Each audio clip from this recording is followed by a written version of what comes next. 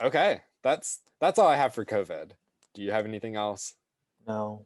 Okay, let's talk about, we have the interviews we did last week, but let's talk a little bit, Connor, about some of the responses, some of the repercussions perhaps of the insurrection at the Capitol last Wednesday, especially when it comes to social media. So we've seen Apple, Amazon, and Google remove Parler from their app stores, and Amazon will today, on Sunday, January 10th, stop hosting Parler on its web servers. And tell us what Parler is first before I get ahead of myself. Parler is like Twitter, except it's for far-right lunatics and fringe conspiracy theorists. And Republican officials who have flocked to it as well. So really, Linwood. Linwood, a real cross section of the GOP primary voters, as I think we should be calling them. But Parler has been under increased scrutiny these past couple days, like past few weeks, because if you were listening to Parler, if you were watching Parler, none of what happened on the 6th should be a surprise at all. And like who participated in it should not be a surprise at all. It's a breeding ground for these lunatics and domestic terrorists. And what we're seeing Amazon do is something it should have done when it was first introduced, when it was clear that this wasn't this was a bad faith app to begin with. And I guess for Right. another episode, looking back into it, is that it was funded by two people who have connections to the Russian government. They got married in a Russian government building and like. Anyways, a story for another It time. all ties together so beautifully. It just, you couldn't write something But it's that a bad ties together. faith app with that it's a home for domestic terrorists. Yeah. Yeah, they refuse to moderate anything other than the most violent comments. Yeah, you hit it. It's just a place for far right extremists to go, to enter into their own echo chamber, and all of this comes in the wake of President Trump being banned permanently from Twitter, which and then you just have the whole right-wing ecosystem now complaining about losing followers, which I know you're going to want to talk about, Connor. But yeah, we've talked about it, but it's like you said, Connor, this is all way too late. The insurrection already took place. People's lives were already put at risk. Some people lost their lives because social media refused to regulate properly. And yeah, I mean, it's too little too late, in my opinion. Yeah. Yeah. And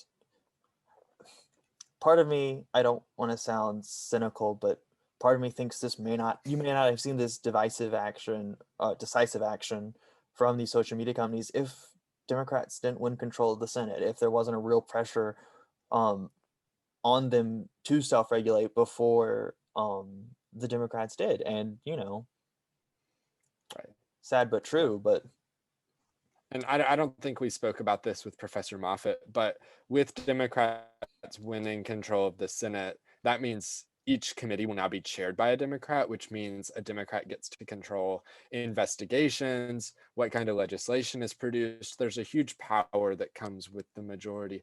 And I'm not sure who will control the committee that deals with social media. But you're right. I think it is a move on their part to avoid too much bad press from DC, um, for their lack of action since their genesis, many years ago. It feels like, Mhm. and I was talking to my parents about this actually with Facebook. Mark Zuckerberg's never been a good person. Like, Facebook was never a good thing. It started as a very horrible thing on a college campus and then just kind of mutated into what it is today. But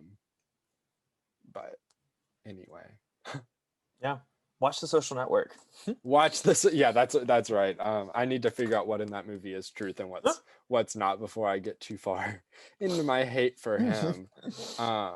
But okay, Connor, this was a short chat, but do you want to do some news too dumb to be true?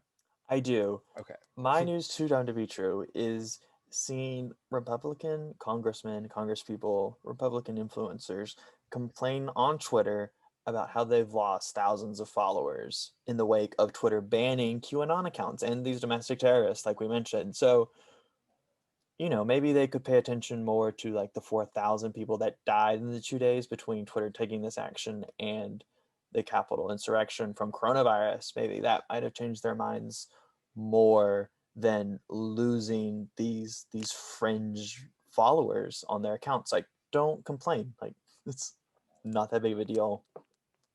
And Yeah. it's too dumb to be true that No, this is what they care about. it is. The GOP chairwoman was complaining about it. I'm so sick of hearing Republicans complain about literally anything. They talk about not having an outlet to speak, and they'll do it from your television. And it's like, you're on TV. How are you thinking that your voice is being silenced? You literally have Fox News. You can get booked whenever you want to and talk to millions of Americans. So I'm sick of it. Go talk to Chuck Todd. Yeah, or talk to Chuck Todd on Sunday morning. He's begging Republicans to come talk to him, but they can't handle real questions. So, um, I don't really have a recommendation this week either. I have really dropped the ball on that. I do know that listeners love hearing about what I'm reading at any given moment. And so I am What's the book report? yeah. So because I bought myself Barack Obama's newest book for Christmas, I decided to go back and read the first two before I read the new one to just kind of catch up. And so I read Dreams from My Father, which is the book he wrote when he was head of the Harvard Law Review. He got a book deal, and so good. It's kind of his autobiographical journey from when he lived overseas, going home to Africa to be with his family and meet his family for the first time, and his travels there. Phenomenal book. You gain just an understanding of his life that I don't think I had previously. And now I'm reading The Audacity of Hope, which he wrote when he was in the United States Senate, I believe in 2004. Also really good, more of like a politician's book that they write before they run for president, and that's okay, but he really lays out kind of his ideas of what America should look like, and it's interesting to read that with so much space between now and then, because the world has just fundamentally changed since he was a first-term senator. Not really a recommendation. If you want to pick up those books, do it, but I have found it very interesting to kind of read back into his life and understand uh, kind of why he's a product of his younger years, like we all are. So very interesting. Yeah. Thank you for that book report. We appreciate it. Anytime, Connor, anytime. Okay, that's all we have for this portion of the podcast. Again, like and subscribe on YouTube. Go watch on YouTube if you're not, so you can see me and Connor's smiling faces. And then stick around as well for our interview with Professor Randy Moffett.